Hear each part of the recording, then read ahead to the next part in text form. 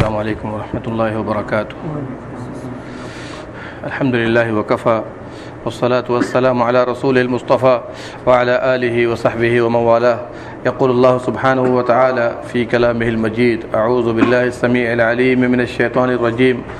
بسم الله الرحمن الرحيم. يا أيها الناس قد جاءتكم موعظة من ربكم وشفاء لما في الصدور وهدى ورحمة للمؤمنين.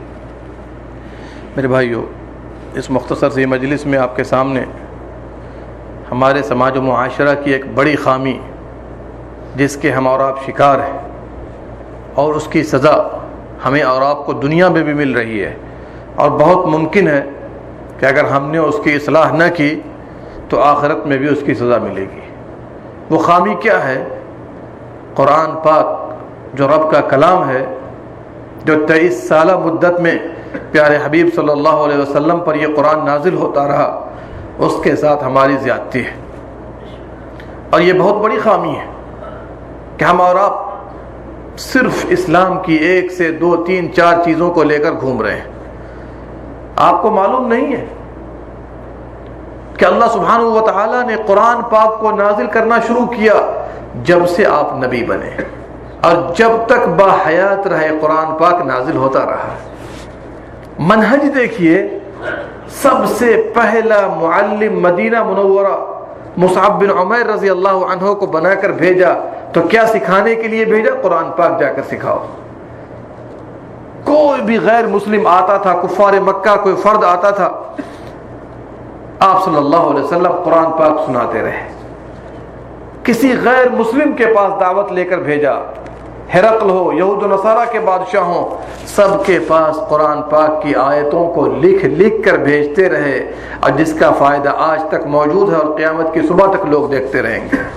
میرے بھائیوں، سوال پیدا ہوتا ہے کہ ہم نے اور آپ نے، پوری امت نے اس کلام پاک کے ساتھ زیادتی نہیں کی؟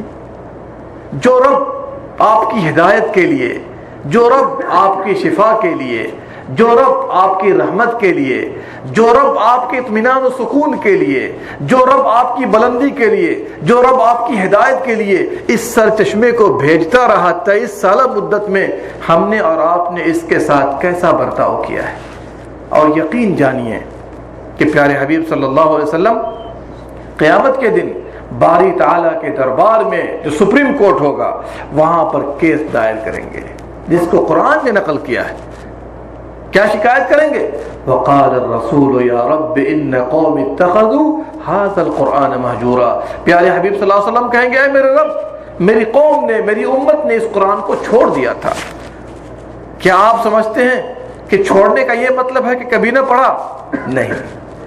جس نے پڑھا نہیں سمجھا اس نے چھوڑ دیا، جس نے نہیں پڑھا اس نے بھی چھوڑا، جس نے پڑھا اور سمجھا عمل نہ کیا اس نے بھی چھوڑا، جس نے عمل کر لیا اس سے شفا حاصل نہ کی اس نے بھی چھوڑ دیا، اور جس نے شفا حاصل کی اس کی دعوت کو عام نہیں کیا اس نے بھی چھوڑا. جی، یہ الگ بات ہے کہ اس کے درجات ہو گئے. لیکن میرے بھائیو، یاد رکھیں، بڑا افسوس ہوتا ہے اس امت کے اوپر. آج ہم ہدایت سے دور ہیں، آج ہم اللہ کے عذاب کے شکار ہیں. عذاب اوپر سے بھی آ رہا ہے، عذاب نیچے سے بھی آ رہا ہے، عذاب درمیان سے بھی آ رہا ہے، اور عذاب بطور غیر مسلم جو ہم پر آج حملہ آور ہے اس طرف سے بھی ہو رہا ہے. اور میری ناقص تعلیمات کے مطابق صرف اور صرف ایک وجہ ہے کہ ہم نے اور آپ نے قرآن کو چھوڑ دیا ہے.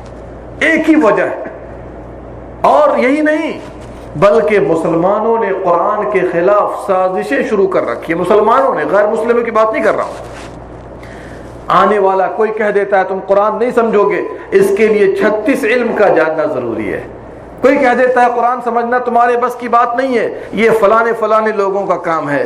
سبحان اللہ، سارے صحابہ قرآن کو سمجھتے رہے، یہ الگ بات ہے، درجات ان میں تھے، لیکن آپ صلی اللہ علیہ وسلم تمام لوگوں کو قرآن سکھاتے رہے. اگر ہم میں کا ہر فرد قرآن سمجھنے لگے، میں سمجھتا ہوں کہ انشاءاللہ ہدایت کا سرچشمہ آپ کو حاصل ہو جائے گا، اور انشاءاللہ پوری دنیا پر آپ ہی سربلند ہو کر رہیں گے. اقبال نے نہیں کہا تھا، ایک حدیث کی ترجمانی میں کہا تھا، پیارے نبی صلی اللہ علیہ وسلم نے فرمایا، اللہ تعالیٰ ایک قوم کو قرآن کے سبب بلند درجہ عطا کرتا ہے، ایک قوم کو ذلیل و خوار کر دیتا ہے. اقبال نے اسی کو کہا تھا، وہ معزز تھے زمانے میں مسلمان ہو کر، بیٹھ جاؤ، وہ معزز تھے زمانے میں مسلمان ہو کر، اور ہم خوار ہوئے تارک قرآن ہو کر، اور ہم خوار ہوئے تارک قرآن ہو کر۔ میں آپ سے پوچھتا ہوں، ہم سب اللہ کے گھر میں بیٹھے ہوئے ہیں، بیٹھے ہیں کہ نہیں بیٹھے ہیں؟ کیا ہم لوگوں نے مکمل قرآن کا ترجمہ ایک مرتبہ بھی پڑھا ہے؟ نہیں، بولیے۔ پھر اس کو زیادتی نہیں کہتے تو کس کو زیادتی کہتے ہیں؟ رمضان آتا ہے، پورا قرآن ختم کر دیتے ہیں، آپ نے کیا فائدہ حاصل کیا؟ ٹھیک ہے، اجر و ثواب ایک الگ سی چیز ہے، آپ نے کیا فائدہ حاصل کیا؟ کیا قرآن کا یہی منشا ہے کہ ہم پڑھ کر ریڈ کر کے ختم کر دیں؟ کیا اللہ نے اسی لیے نازل کیا قرآن کو؟ نہیں، اسی لیے نازل کیا قرآن کو؟ نہیں۔ افلا یتدبرون القرآن، لوگ قرآن کو سمجھ بوجھ کر کیوں نہیں پڑھتے؟ ام علی قلوب اقفالها، کیا لوگوں کے دلوں پر تالا لگ چکا ہے؟ قفل کہتے ہیں تالا کو۔ ایک جگہ اور فرمایا افلا یتدبرون القرآن، لوگ قرآن کو سمجھ بوجھ کر کیوں نہیں پڑھتے؟ کیوں نہیں پڑھتے؟ ایک جگہ قرآن نے کہا کتاب انزلناہ الیک، کتاب آپ کی جانب نازل کی گئی، مبارک، بہت بابرکت کتاب ہے۔ اللہ اکبر، ایک حرف پڑھیے گا کم سے کم 30 نیکی ملے گی، کم سے کم۔ اور ایک حرف الف لام میم نہیں ہے، الف ایک ہے، لام ایک ہے، میم ایک ہے۔ اگر مد کے ساتھ پڑھا الف لام میم، بتائیے سینکڑوں نیکی مل گئی صرف الف لام میم کہنے میں۔ اللہ اکبر، لیدبروا آیاتہ، لوگ اس کی آیتوں کو غور و فکر کر کے کیوں نہیں پڑھتے ہیں؟ ولیتذکر اولو الالباب، اور عقل مند لوگ اس سے نصیحت حاصل کریں گے۔ میرے بھائیوں، آج دنیا بھر میں نظر ڈالیے، مسلمانوں پر ذلت و خواری ہر جگہ ہے۔ کبھی سیلاب آ رہا ہے، توجہ کیجئے، کبھی سیلاب آ رہا ہے،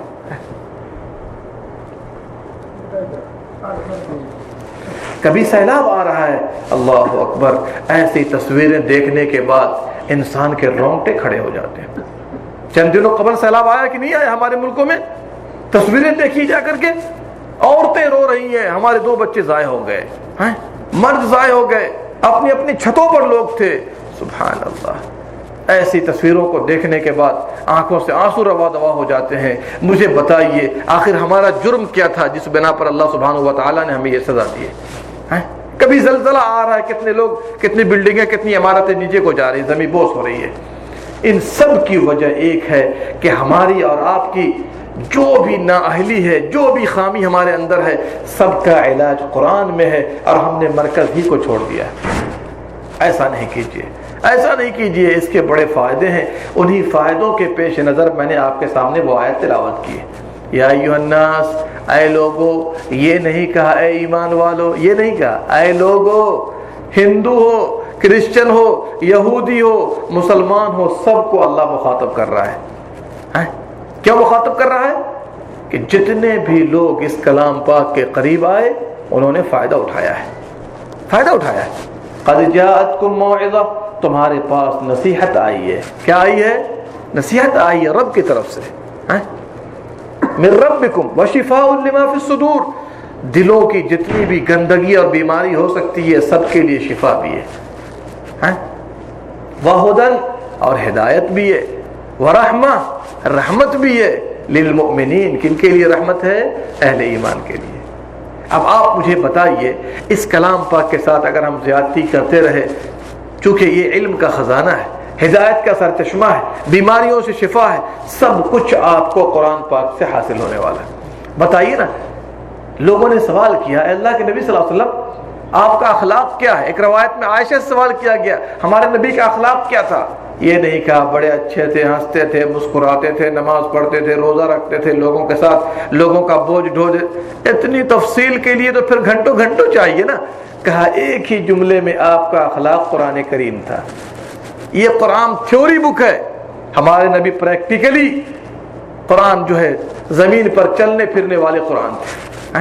غور کر لیجیے آپ، قرآن نے جن چیزوں کا حکم دیا ہمارے نبی سب سے پہلے عمل کرنے والے تھے، جن چیزوں سے روک دیا سب سے زیادہ رکنے والے تھے۔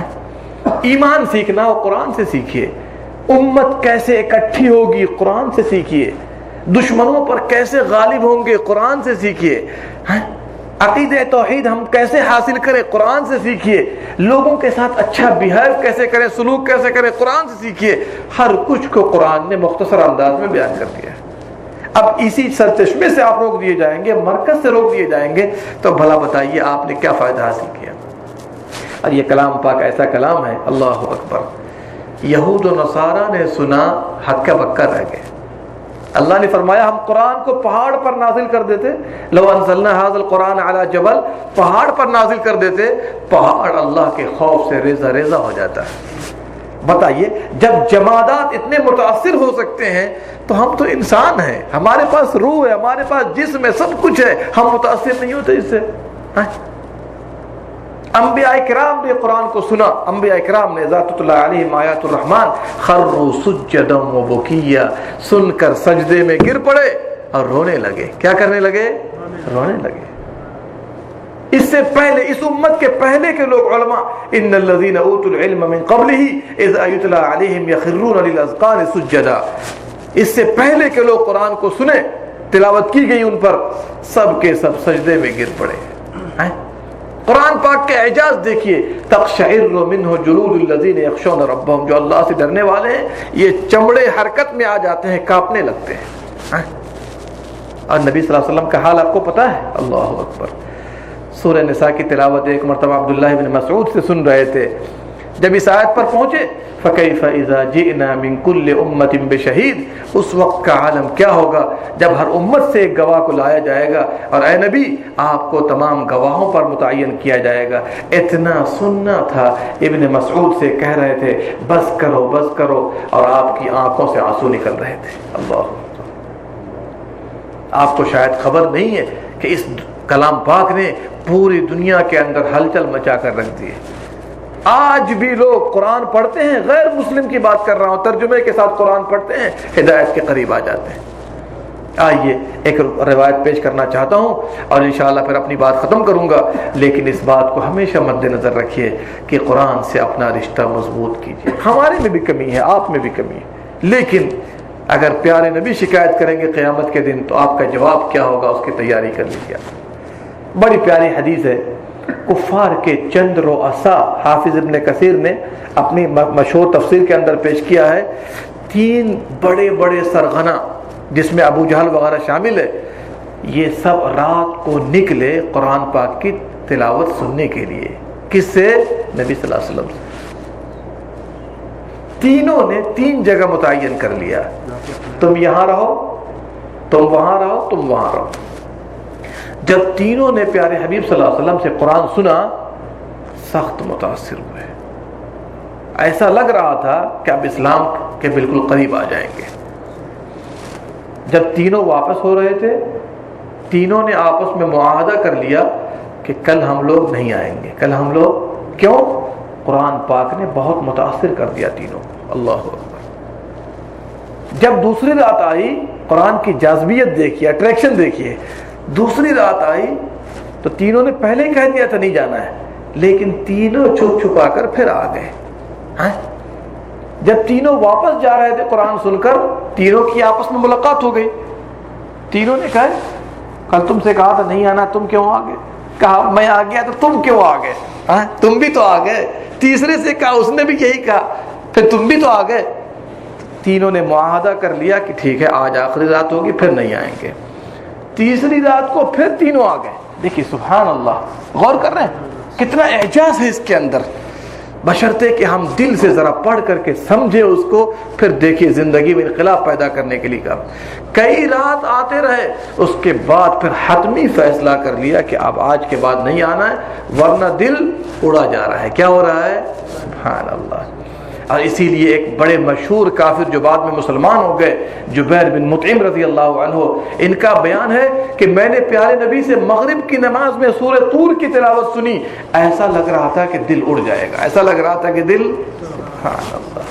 میرے بھائیو، مختصر انداز میں یہ کہنا چاہوں گا، وَأَنْتُمُ الْأَعْلَوْنَ إِن كُنتُم مُؤْمِنِينَ، تم ہی کامیاب رہو گے اگر تم ایمان کی راہ پر گامزن رہو. اس سے بڑھ کر ہمارے پاس کوئی اعجاز نہیں ہے، پیارے نبی کا اس سے بڑھ کر کوئی معجزہ نہیں ہے، اس سے بہتر کوئی کلام نہیں۔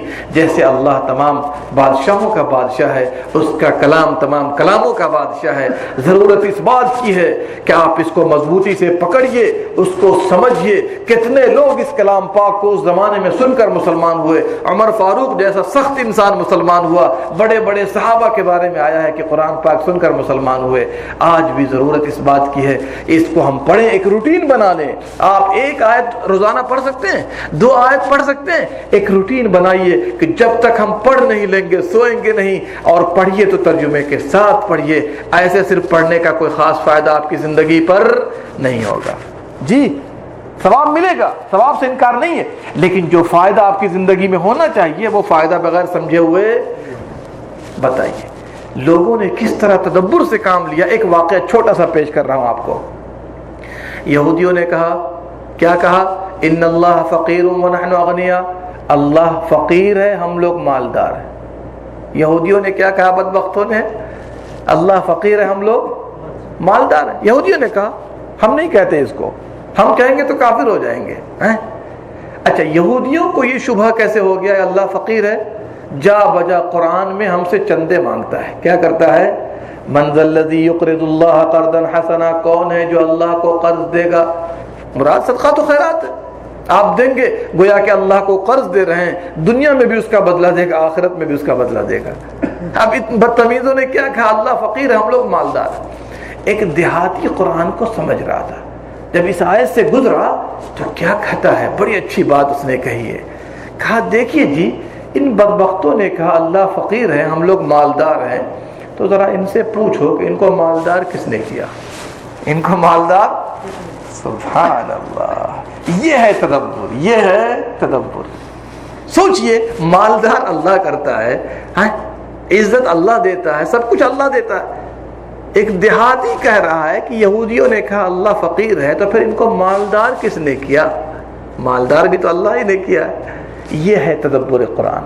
دیکھ رہے ہیں آدمی گزرا وہاں سے، آگے نہیں گیا جب تک کہ سمجھ نہیں لیا۔ اسی لیے صحابہ کا مشن کیا تھا؟ صحابہ کا مشن تھا 10 آیت پڑھتے تھے، جب تک سمجھ نہ لیتے، جب تک عمل نہ کر لیتے آگے نہیں جاتے۔ اسی لیے آخری میں ایک بات سنا کر اپنی بات ہی ختم کر دیتا ہوں۔ ایک بڑے مشہور صحابی ہیں جن کا نام ہے جریر بن عبداللہ بجلی۔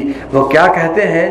ہم لوگوں نے پہلے ایمان سیکھا، پھر قرآن سیکھا، ایمان میں زیادتی ہوئی، ہم نے کہا جریر آپ نے سیدھا راستہ طے کیا، ہم نے الٹ دیا۔ ہم لوگوں نے کیا کیا؟ الٹ دیا۔ قرآن تو پڑھنا سیکھ لیا، ایمان سیکھا ہی نہیں، اس بنا پر ایمان میں زیادتی نہیں ہو رہی ہے۔ تو ضرورت اس بات کی ہے ایمان سیکھیے، قرآن کو سیکھیے، تاکہ اللہ سبحانہ و تعالی دنیا اور آخرت دونوں میں کامیاب فرمائے۔ اسی بنیادی کمزوری کے سبب آج ہمارے ایمان میں ترقی نہیں ہوتی ہے، آج ہمارے نماز میں استقامت نہیں ہے۔ دیکھیے نا، مسلمان کہلانے والے اور بھی لوگ ہوں گے جن کو نماز اور مسجد کا پتہ نہیں ہے، کس بنا پر؟ جڑ کمزور ہے۔ اللہ سبحانہ و تعالی ہم تمام لوگوں کو کہنے سننے سے زیادہ عمل کرنے کی توفیق دے، ہم تمام لوگوں کو قرآن کے ساتھ سچی محبت کرنے والا بنائے، اور جب تک قرآن پاک آپ کے ہاتھوں میں ہے جب تک پڑھ نہ لیں اطمینان حاصل نہ کریں، اس لیے کہ جب آپ پڑھیں گے اللہ سبحانہ و تعالیٰ دنیا اور آخرت دونوں میں کامیاب کرے گا۔ اللہ اس امت کو سربلند فرمائے، کامیاب فرمائے۔ جو بھی اسلام کے دشمن ہیں، قرآن کے دشمن ہیں اور قرآن کے ساتھ مختلف سازشیں کر رہے ہیں، اللہ سبحانہ و تعالیٰ ان کو زیر و زبر کر دے۔ آمین یا رب العالمین۔ اللہم صلی علی نبینا محمد وعلی آلہ وصحبہ اجمعین۔